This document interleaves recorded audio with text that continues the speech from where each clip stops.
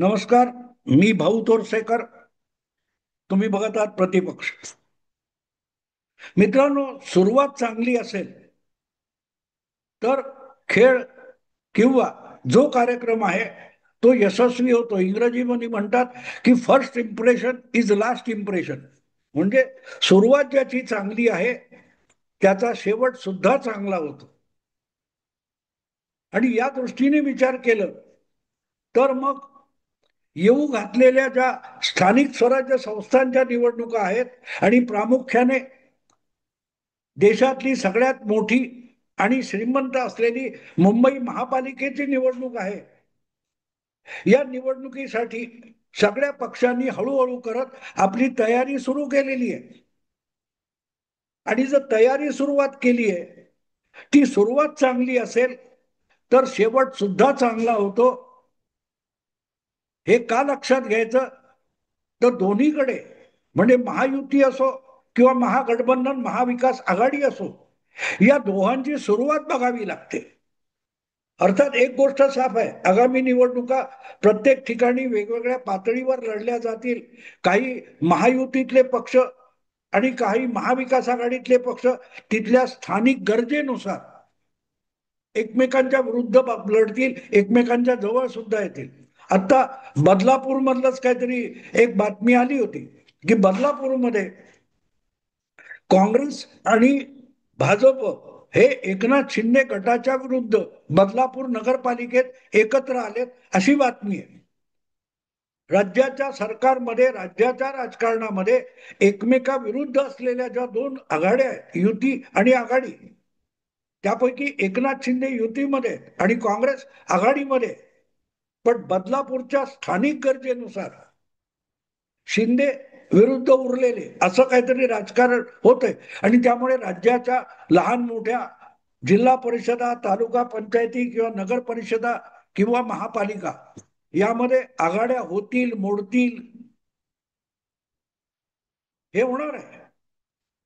पण त्यामध्ये जर मुंबई महापालिका ही महत्वाची मानली जाते, कारण संपूर्ण आशियामध्ये श्रीमंत महापालिका आणि देशातल्या कमीत कमी 6-7 राज्यांच्या अर्थकारणापेक्षा अधिक मोठं अर्थकारण ज्या मुंबईमध्ये आहे, त्या मुंबईची महापालिका म्हणूनच विधानसभेच्या तुलनेची अशी निवडणूक मानली जाते. आणि त्याची सुरुवात कोण कशी करतो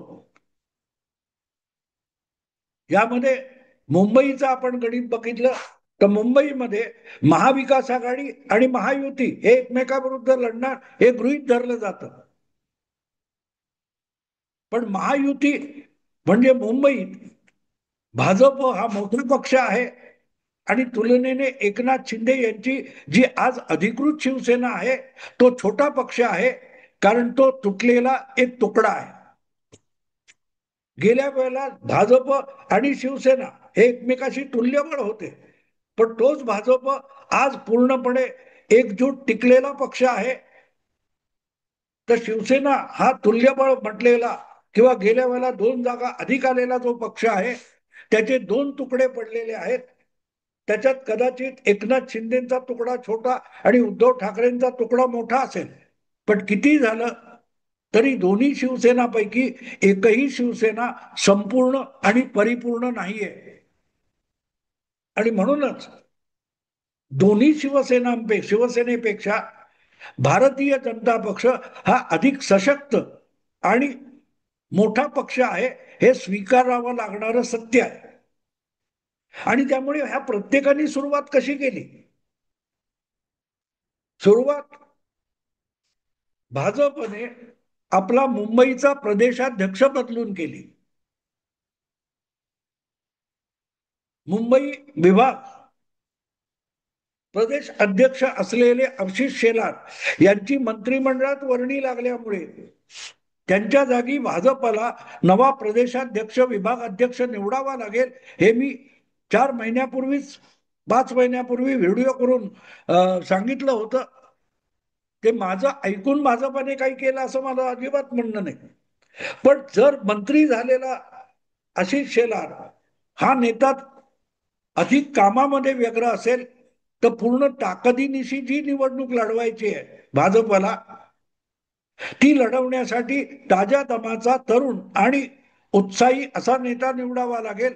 आणि त्यामध्ये अमित साटम हे एक उत्तम नाव आहे असं मी सुचवलं होतं. योगायोगाने भाजपने 2 महिन्यापूर्वी अमित साटमची त्यासाठी निवड सुद्धा केली. हे मी आज तुम्हाला एवढ्यासाठी सांगतोय की त्याची सुरुवात वरळी डोम मध्ये अमित साटम याच्या अध्यक्षपदावर प्रस्थापित करण्याचा कार्यक्रम होता, मेळावा होता. तो वरळी डोम मध्ये जवळजवळ 1-1.5 महिन्यापूर्वी झाला. म्हणजे इकडे भाजपने आपल्याला मुंबईत उद्धव शिवसेनेशी टक्कर द्यायची म्हणून कंबर कसायला 1-1.5 महिन्यापूर्वी सुरुवात केली, समारंभ केला. याचा अर्थ त्याची तयारी कदाचित 1-1.5 महिना आधीपासून झालेली होती. आणि दुसरीकडे भाजप हेच आपल्या समोरचं बीएमसी निवडणुकीतलं सगळ्यात मोठं आव्हान आहे हे ओळखून उबाठा शिवसेना किंवा उद्धव ठाकरे यांनी सुद्धा ठाकरे ब्रँड हे आपलं हत्यार बाजूला काढलं होतं, म्यानातून बाहेर काढलं.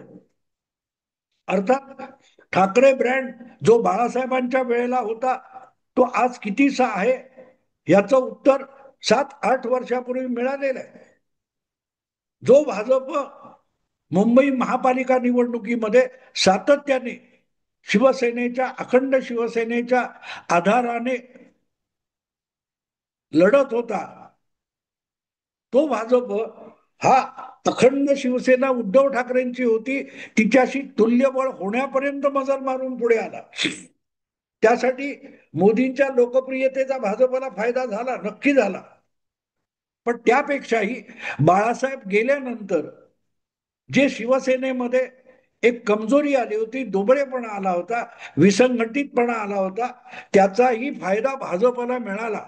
म्हणजे एकीकडे भाजप आपलं काम, ताकद, संघटना वाढवत होता आणि उद्धव ठाकरे आपल्या अहंकारापोटी शिवसेनेची अतिशय उत्तम वीण असलेली, घट्ट असलेली संघटना जणू विस्कटून टाकत होते. असो, यामुळे गेल्या निवडणुकीत म्हणजे 8 वर्षापूर्वी भाजप हा शिवसेनेला तुल्यबळ झाला आणि तोपर्यंत शिवसेनेशी तुल्यबळ असलेला काँग्रेस पक्ष जवळजवळ 12च्या भावात गेला. आता हे दोन पक्ष लढणार आहेत, तर त्याची सुरुवात अमित साटमनी वरळी डोम पासून केली आणि त्यानंतर भाजप काय करतोय याची खबरबात फारशी नव्हती. एकदम दुसरी बातमी आली ती परवा दिवाळीच्या मुहूर्तावर वसुबारस या दिवशी. त्याच्या आधी भाजप अशी टक्कर घ्यायला कंबर कसणारा जो महाविकास आघाडी गट आहे आणि त्यातला प्रमुख पक्ष असलेला उबाठा शिवसेना आहे, यांनी काय केलं तर ते आपल्या परीने परत एकदा ठाकरे ब्रँडवर सर्वस्व पणाला लावायचं या तयारीला लागले होते. आणि त्याची परिणिती दसरा मेळाव्यामध्ये राज ठाकरेंना शिवसेनेच्या मंचावर आमंत्रित करून करायची अशी चर्चा खूप झाली. पण प्रत्यक्षात दसरा मेळाव्याच्या दिवशी नको तितका पाऊस पडला, त्या सभेचा विचका झाला होता. उद्धव ठाकरेंनाही पूर्णपणे आवेशपूर्ण भाषण करता आलं नाही आणि राज ठाकरेही तिथे आले नाहीत. पण शेवटी दिवाळीच्या निमित्ताने असेल, गणपतीच्या निमित्ताने असेल, नवरात्रीच्या निमित्ताने असेल, ठाकरे कुटुंब जे जवळजवळ 20 वर्षापूर्वी विभक्त झालं होतं ते एकत्र येत गेलं आणि त्यातूनच ठाकरे ब्रँड परत एकदा एकत्र येतोय अशी चर्चा झाली. पण एक गोष्ट विसरून चालत नाही की नुसता ठाकरे ब्रँड म्हणजे दोन चुलत भाऊ नसतात, त्यातून एक मोठा शिवसेना निर्माण करण्यामध्ये काबाड कष्ट केलेल्या सामान्य शिवसैनिकांचा आणि सामान्य शिवसैनिकातून नेतृत्व निर्माण केलेल्या बाळासाहेबांच्या अनुयायांचा एक गट आहे ज्याला आज अधिकृत शिवसेना म्हणून निवडणूक आयोगाची मान्यता आहे, तो एकनाथ शिंदेचा गट. तेव्हा दोन ठाकरे बंधू एकत्र आले म्हणून शिवसेनेची सगळी विरासत, सगळा वारसा हा ठाकरे ब्रँड, ठाकरे बंधूंकडे आला असा होत नाही. मग त्यांनी ठीक आहे निवडणूक आयोगाकडे जाऊन तक्रारी करणं, ती सुरुवात कुठून झाली लक्षात घ्या.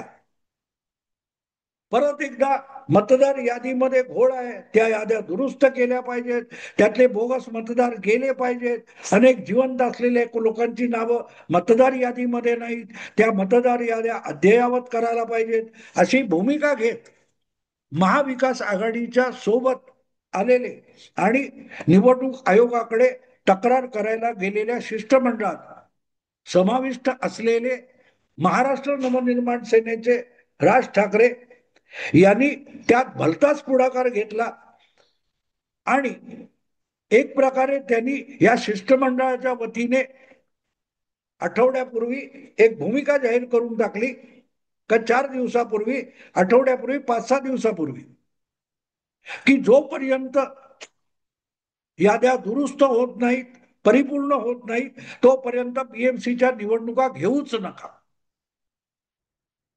आता हे महाविकास आघाडीतल्या किती पक्षांना मान्य असेल यासमोर प्रश्नचिन्ह आहे आणि हे मी यापूर्वी सांगून झालेलं आहे. म्हणजे निवडणुका लढवायच्या आणि त्याची सुरुवातच निवडणुका नको तिथून केलेली आहे. फरक लक्षात घ्या मित्रांनो. ज्या वेळेला मी तुम्हाला सांगितलं की सुरुवात चांगली तर शेवट चांगला, इथे सुरुवातच नकारात्मक आहे.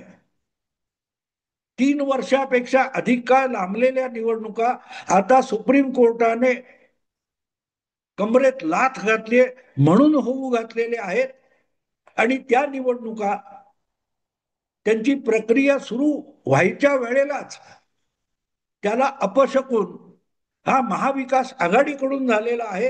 कारण राज ठाकरे यांनी महाविकास आघाडीच्या शिष्टमंडळाकडून एक भूमिका जाहीर करून टाकली की जोपर्यंत मतदार याद्या होत नाहीत तोपर्यंत निवडणुका आणखीन 6 महिने नाही झाल्या तरी चालतील.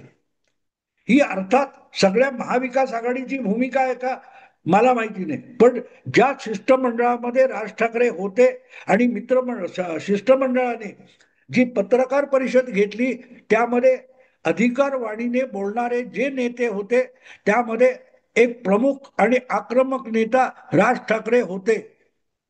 त्यामुळे त्यांच्या वक्तव्याचा जनमानसावर जो प्रभाव पडतो त्याकडे दुर्लक्ष करता येत नाही. भले इतरांना ते मान्य नसेल, अचानक ऐनवेळी राज ठाकरे ते बोलून गेले असतील,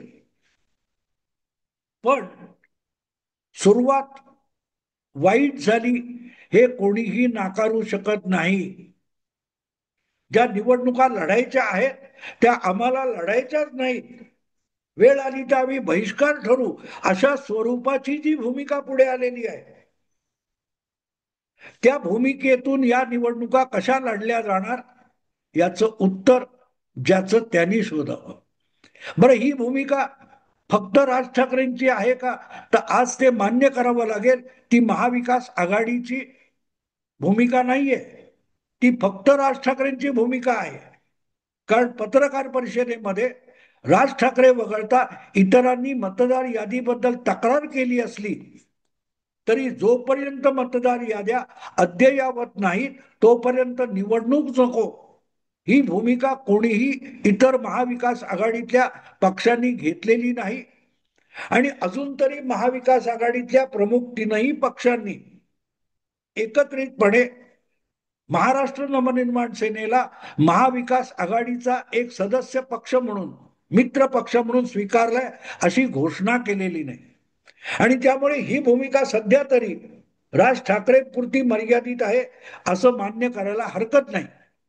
पण राज ठाकरे तेवढ्यावर थांबले नाहीत. निवडणूक आयोगाला 2दा शिष्टमंडळाच्या स्वरूपात सगळे नेते भेटले.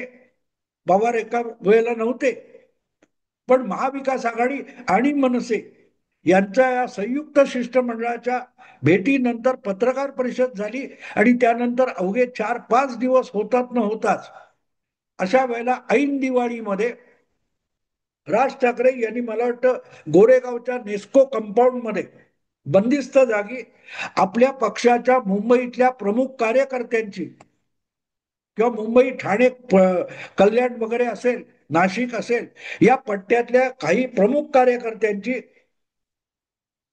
किंवा इच्छुकांची म्हणा, स्थानिक नेतृत्वाची म्हणा, एक मोठी बैठक घेतली आणि त्यामध्ये तर त्यांनी खुल्लम खुल्ला निवडणूक आयोगाला आव्हान देऊन टाकलंय की जोपर्यंत या मतदार याद्या अद्ययावत होत नाही तोपर्यंत निवडणूक घेऊ दिलीच जाणार नाही. आता ही भूमिका महाविकास आघाडीतल्या पक्षांना किती मान्य आहे मला माहित नाही, पण राज ठाकरेंनी आपली भूमिका जाहीर केली आहे. आणि ते अलीकडल्या काळात सातत्याने उद्धव ठाकरे आणि महाविकास आघाडीच्या नेत्यांबरोबर दिसत असल्यामुळे एक प्रकारे महाविकास आघाडीला निवडणुकीच्या लढाईला सुरुवात करतानाच नकारात्मक असा अपशकुन या भूमिकेतून होऊन गेला, हे सुद्धा नाकारता येणार नाही. आणि मग हे एवढं मी तुम्हाला का सांगतो की दुसऱ्या बाजूला मी सांगितलं की अमित साटम सारखा एक तरुण नेता भाजपने आणला आणि मुंबईतल्या समूह कार्यकर्त्यांना वरळी डोम मध्ये 10-12 हजार कार्यकर्ते, काय 25,000 कार्यकर्ते गोळा करून निवडणूक जिंकायची म्हणून कंबर कसायचा आदेश दिला. आपापल्या वॉर्डात ते लोक कामाला लागले आणि भाजपचा मुंबईचा अध्यक्ष अमित साटम याने दिवाळीच्या पहिल्या दिवशी सुमुहूर्तावर काय काम केलं असेल तर सफाई कामगार आहेत जे मुंबईचे जे सफाई कामगार आहेत त्यांच्या कुठल्या तरी संघटनेच्या बरोबरीने दिवाळीचा पहिला दिवस फराळ खाऊन साजरा केला. याला सुरुवात म्हणतात मित्रांनो. मुंबईमध्ये 25 वर्ष भ्रष्टाचार चालू होता. मुंबईकरांना, मुंबई महापालिकेच्या तिजोरीला गेली 25 वर्षे टेंडर, भ्रष्टाचार, कॉन्ट्रॅक्ट देणं, ठेकेदार यांच्या माध्यमातून उद्धव ठाकरे यांचं नेतृत्व लुटत होतं, हा अमित साटम यांचा एक आवडता आरोप आहे. आणि त्यामुळे भाजपाला मुंबई महापालिका जिंकायचे तो फक्त आपल्या पक्षाचा आमदार करण्यासाठी नाही, तर मुंबई महापालिकेच्या कारभारामध्ये स्वच्छता आणली पाहिजे. आणि स्वच्छता आणायची तर साफसफाईला सुरुवात झाली पाहिजे. आणि म्हणून या मुंबईला स्वच्छ ठेवण्यासाठी जे प्रतिदिन राबतात त्यांना सफाई कामगार म्हणतात. तिथून अमित साटमनी सुरुवात करावी, याला एक शुभ संकेत म्हणता येईल. एका बाजूला महाविकास आघाडी मतदार याद्या परिपूर्ण नाहीत तर निवडणूक नाही म्हणतोय आणि हे म्हणतायत की निवडणुका होतील तेव्हा होतील, पण सफाई कामगारांपासून मुंबईच्या भ्रष्टाचाराची सफाईला आम्ही सुरुवात करत आहोत. हे जे अमित साटमने केलं ते म्हणून कौतुकाचं आहे. दोघांची सुरुवात बघा, एकाची सुरुवात नकारात्मक आहे आणि दुसऱ्याची सुरुवात सफाईपासून आहे. आज मनात आलं तर भाजपचं राज्य आहे, भाजपचा मुख्यमंत्री आहे, एका दिवसात मुंबई महापालिकेचे आयुक्त आणि सह आयुक्त बदलले जाऊ शकतात, त्यांना सफाई करता येते. पण त्यापेक्षा अगदी तळागाळापासून रस्त्यावर, वस्तीमध्ये कचरा गोळा करणारे असे जे मुंबई महापालिकेचे हजारो सफाई कामगार आहेत त्यांच्याबरोबर दिवाळी साजरी करणं म्हणजे मुंबई महापालिकेची निवडणूक सफाईसाठी, मुंबईच्या नागरी जीवनासाठी, व्यवहारी जीवनासाठी सफाईची सुरुवात आम्ही करत आहोत, हे अमित साटम दाखवतो. त्याला म्हणून मी सकारात्मक सुरुवात म्हणतो. असो, विचार करा तुम्ही, प्रत्येकाची भूमिका काय असते, सुरुवात तुम्ही त्या भूमिकेतून करता. अमित साटम निवडणूक जिंकायची पण सफाईपासून सुरुवात करतो आणि राज ठाकरे किंवा महाविकास आघाडी हे निवडणूक लढवायची आहे पण नकारापासून सुरुवात करतात. परिणाम काय असतील मित्रांनो? परिणाम काय असतील? आपण आपल्या आयुष्यामध्ये कुठलीही गोष्ट चांगली सुरुवात करण्याला प्राधान्य देत असतो. इथे मी हे मुद्दाम तुलनात्मक मांडलेलं आहे, तुलनात्मक मांडले. परिणाम काय असतील याचा प्रत्येकाने आपला विचार करा. मी थांबतो. आवडलं लाईक करा, शेअर करा आणि प्रतिपक्षाला सबस्क्राईब करा. नमस्कार.